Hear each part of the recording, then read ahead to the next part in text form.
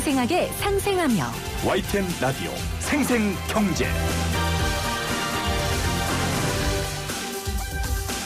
안녕하세요. YTN 라디오 생생경제 김혜민입니다.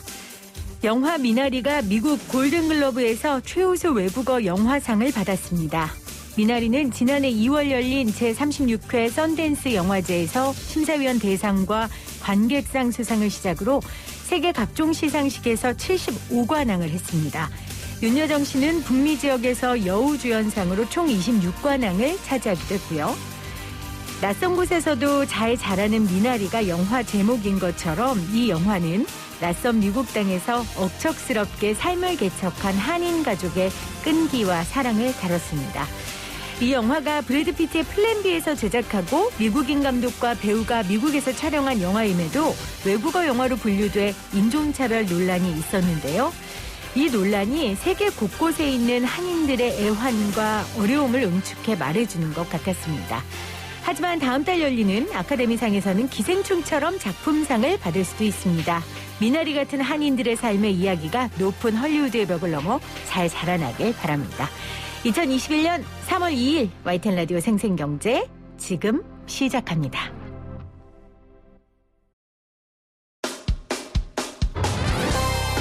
생생하게 상생하며 건강한 경제방송 YTN 라디오 생생경제. 오늘 가장 뜨거운 경제 뉴스를 제일 생생하게 전해드리는 시간입니다.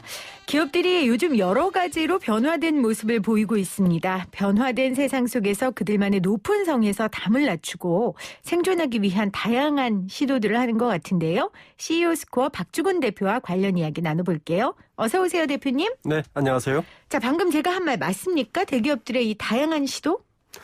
네, 그렇습니다. 요즘은 기업들이 가장 많이 쓰이는 말이 오픈 이노베이션, 개방형 혁신을 가장 큰 화두로 담고 있어서 이미 산업의 많은 산업의 경계가 허물어지면서 네. 이제는 협업 없이는 생존 자체가 어려워진다는 것을 실감하고 있는 것 같습니다. 배경은 그럼 뭘까요? 말씀하신 것처럼 그렇게 하지 않으면 생존할 수 없는 산업 환경?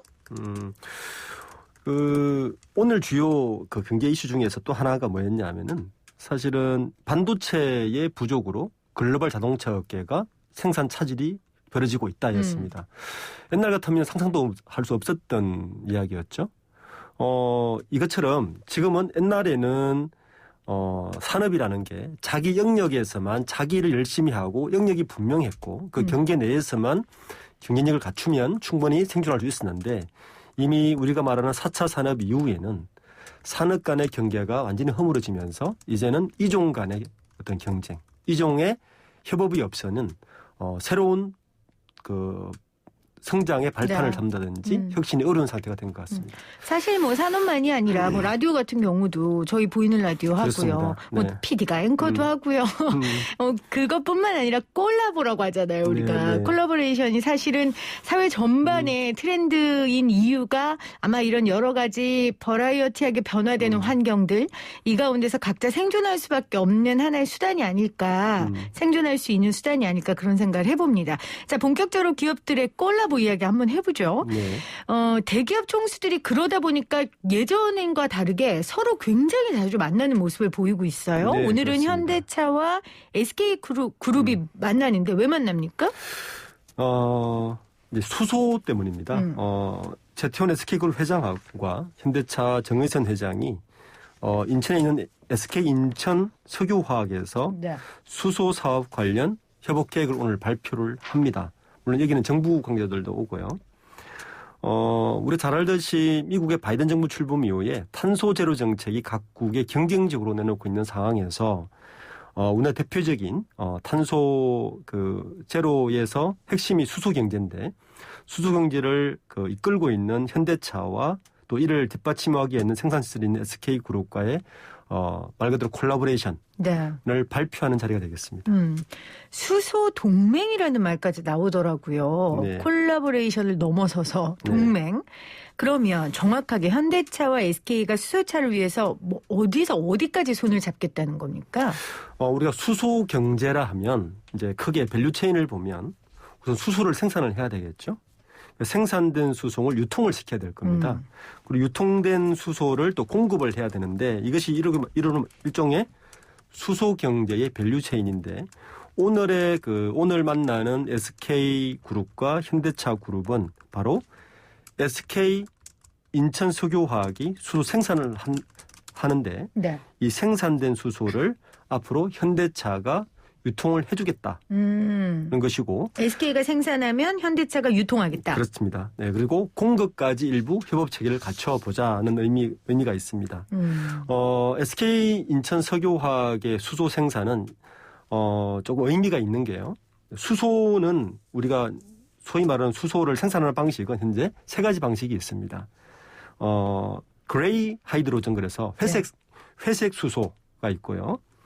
블루 하이드로전 그래서 그 블루 수소가 있고 마지막으로 그린 하이드로전에서 그린 수소가 있는데 지금까지는 수소의 생산 단가가 너무 높아서 그레이 하이드로전, 회색 수소를 주로 생산해냈습니다. 근데 여기 문제가 있는 게 회색 수소는 주로 그 만드는 방법이 석유화학 공정이나 천연가스를 고온 고압에서 수증기로 분해해서 만드는데 수소 이 방식으로 만들면 수소 1kg를 만드는데 이산화탄소가 5에서 10kg 배출이 됩니다. 네, 그래서 사실 이 수소 경제에 대해서 비판하시는 분들이 많죠. 그런데 네. 오늘 협업하는 이 SK 인천 석유화학은 블루수소를 생산하는 거죠. 이 블루수소는 뭐냐 하면 만드는 방법은 회색 수소와 비슷한데 이 나오는 이산화탄소를 배출하지 않고 네. 땅속에 저장함으로써 하는 방법을 사용한다는 것에 의미가 있고 이것을 현대차가 유통과 공급을 하겠다 그런 협업이 되겠습니다. 그러니까 수소 경제가 사실 쉬운 일이 아니에요. 이게 친환경적이어야 되죠.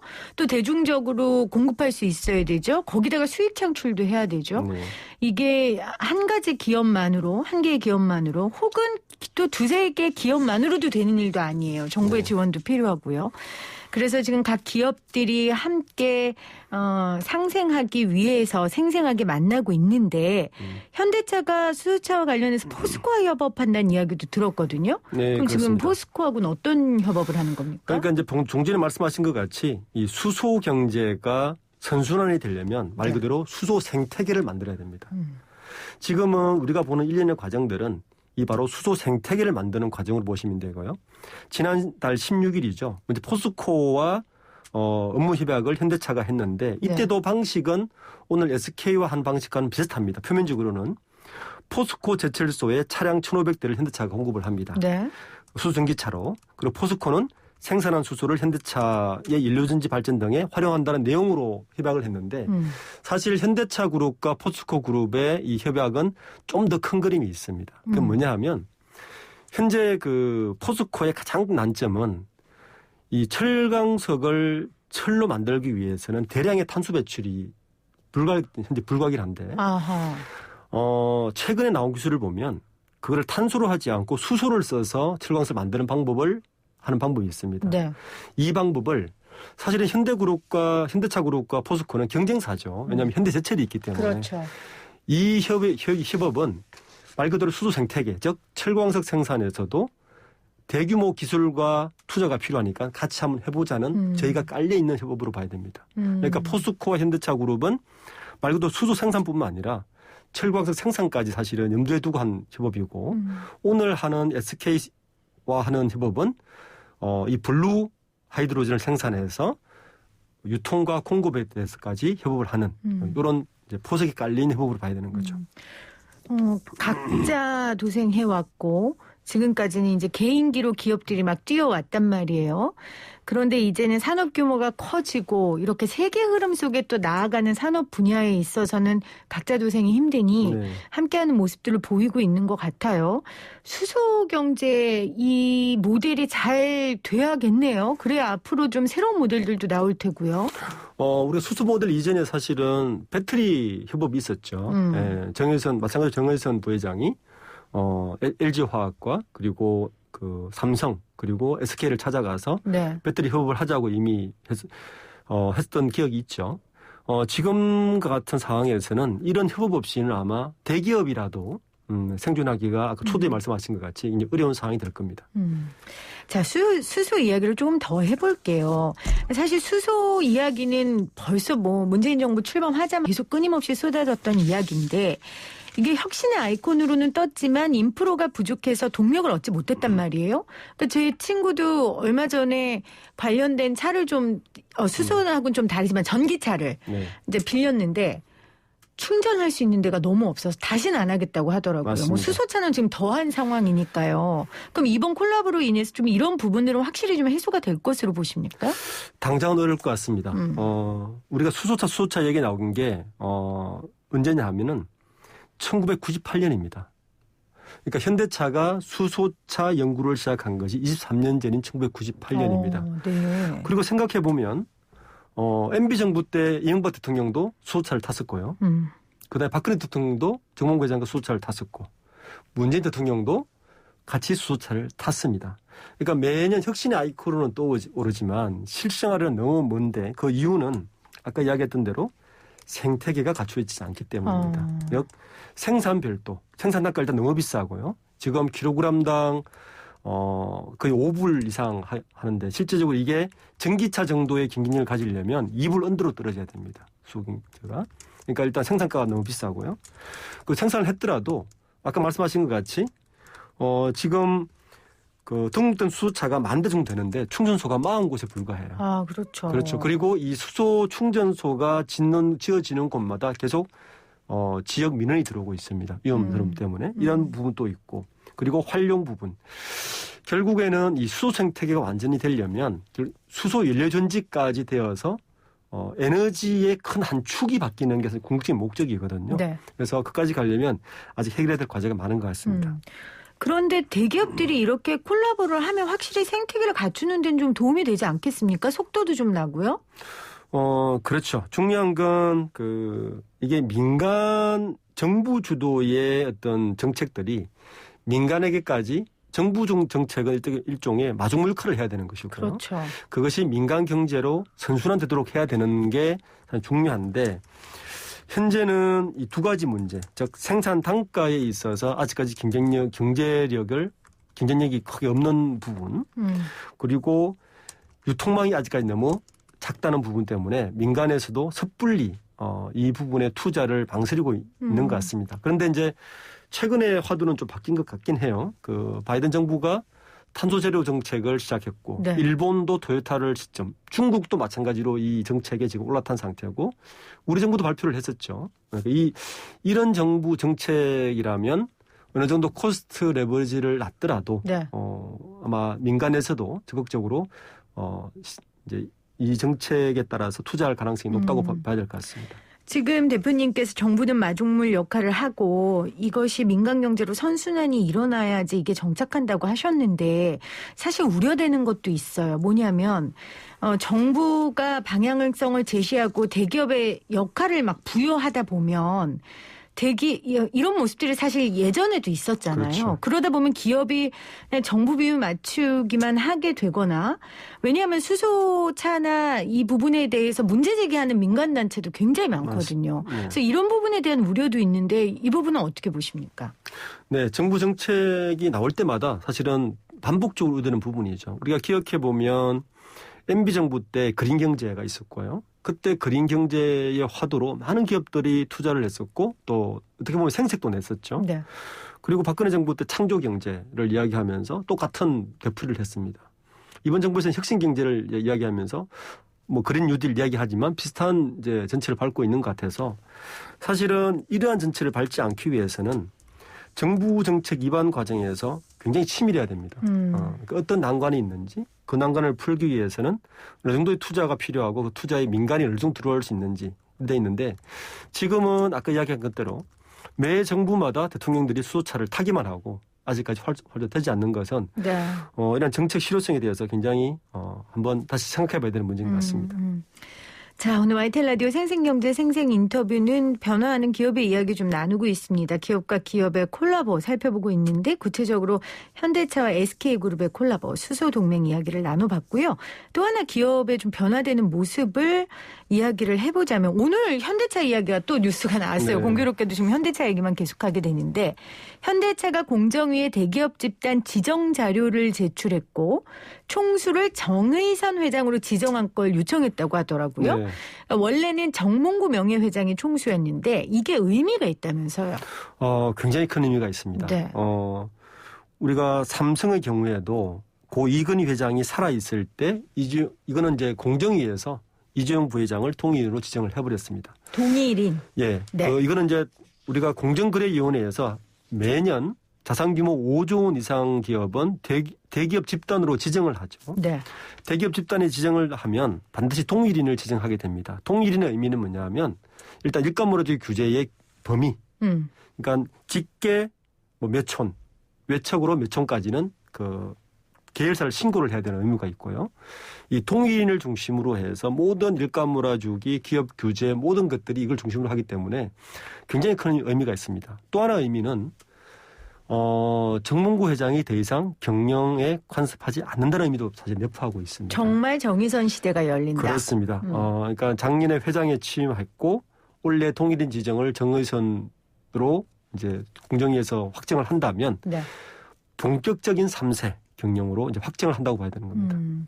그러니까 동일인이 중요한 이유는 재벌 개혁 중에 일감 몰아주기, 각종 규제의 어떤 기준이 되는 사람을 지정하는 거기 때문에 공정위에서 동일인을 함께 명시하는 걸 요구하는 거고 네.